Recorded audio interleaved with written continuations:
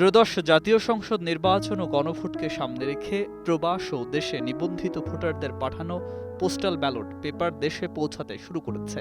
নির্বাচন কমিশনের বিশেষ পরিপত্র অনুযায়ী প্রতি সংসদীয় আসনে 400 পোস্টাল ব্যালটের জন্য একটি করে ব্যালট বাক্স রাখা হচ্ছে।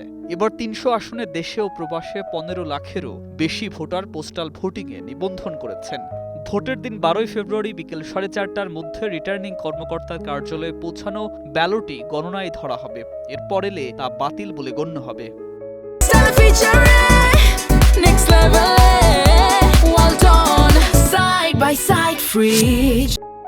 প্রতীক বরাদ্দের দিন বা তার পরের দিন পোস্টাল ব্যালট সংরক্ষণের জন্য রিটার্নিং কর্মকর্তার কার্যালয়ে ব্যালট বাক্স প্রস্তুত রাখতে বলা হয়েছে।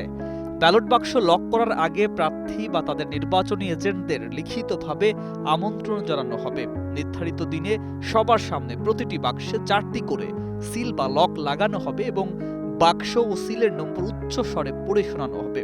পুরো বাক্স পূর্ণ হলে পঞ্চম লক দিয়ে বন্ধ করে নিরাপদ স্থানে সংরক্ষণ করা হবে।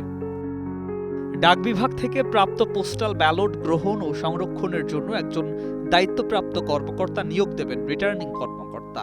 খামের ওপর থাকা কিউআর কোড স্ক্যান করে আসন ভিত্তিক নির্ধারিত ব্যালট বাক্সে খাম সংরক্ষণ করা হবে। স্ক্যানের মাধ্যমে ফর্ম 12 অনুযায়ী পোস্টাল ব্যালট বিতরণ ও প্রাপ্তির তালিকা সফটওয়্যার থেকে জেনারেট করা হবে এবং প্রতিদিন তা স্বাক্ষর করে সংরক্ষণ করতে হবে। কিউআর কোড ডুপ্লিকেট হলে বা ভোটার নিজে কিউআর কোড স্ক্যান না করে ভোট পাঠালে খাম না খুলেই ব্যালট বাতিল হিসাবে আলাদা রাখা হবে। ইসির পরিপত্র অনুযায়ী প্রবাসী ভোটারদের পোস্টাল ব্যালট ও প্রার্থীর নাম থাকবে না, কেবল দলীয় ও স্বতন্ত্র প্রতীক থাকবে। আর দেশে অবস্থানরত ভোটারদের পোস্টাল ব্যালট এ সংশ্লিষ্ট আসনের প্রার্থীর নাম ও প্রতীক দুটোই থাকবে। পোস্টাল ব্যালট সংরক্ষণের জন্য নির্ধারিত প্রতিটি কক্ষে সার্বক্ষণিক পুলিশ নিরাপত্তা থাকবে। সফটওয়্যারে লগ ইন করে রিটার্নিং কর্মকর্তারা নিবন্ধিত ভোটার সংখ্যা ও প্রদত্ত ভোটের সামগ্রিক চিত্র দেখতে পারবেন।